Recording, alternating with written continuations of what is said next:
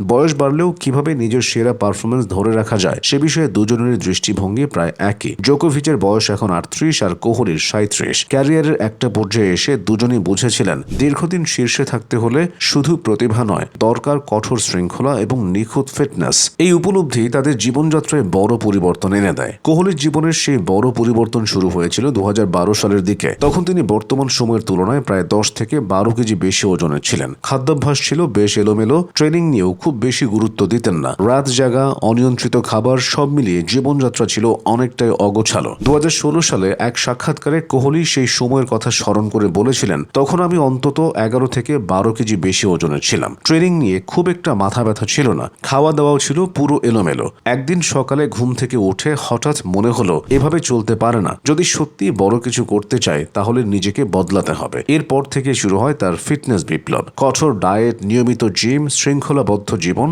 সব মিলিয়ে তিনি নিজেকে পুরোপুরি বদলে ফেলেন। শুধু নিজেই বদলাননি, ভারতীয় ক্রিকেট দলের ড্রেসিং রুমেও ফিটনেসের নতুন সংস্কৃতি তৈরি করেন। ফিটনেস তখন আর শুধু ব্যক্তিগত বিষয় থাকেনি, হয়ে উঠেছিল আন্তর্জাতিক ক্রিকেটে টিকে থাকার অন্যতম শর্ত। অন্যদিকে জোকোভিচও নিজের শরীর ও ফিটনেস নিয়ে প্রায় গবেষণার পর্যায়ে পৌঁছে গেছেন। গ্লুটেন মুক্ত ডায়েট, নিখুঁত খাদ্যাভ্যাস এবং কঠোর অনুশীলনের মাধ্যমে তিনি নিজেকে এমন এক পর্যায়ে নিয়ে গেছেন যেখানে বয়স যেন কেবলই একটি সংখ্যা। দীর্ঘ 5 সেটের ম্যারাথন ম্যাচেও তার অবিশ্বাস্য সহনশীলতার রহস্য লুকিয়ে আছে এই কঠোর জীবনযাপনের মধ্যেই। কোহলি নিজেও স্বীকার করেছেন, জোকোভিচের ফিটনেস ও মানসিক শক্তি তাকে ভীষণ অনুপ্রাণিত করে। তার কথায়, ফিটনেস নিয়ে নোভাকের যে প্যাশন সেটা আমি খুব মনোযোগ দিয়ে অনুসরণ করি। জোকোভিচও কোহলির প্রতি সমান শ্রদ্ধাশীল।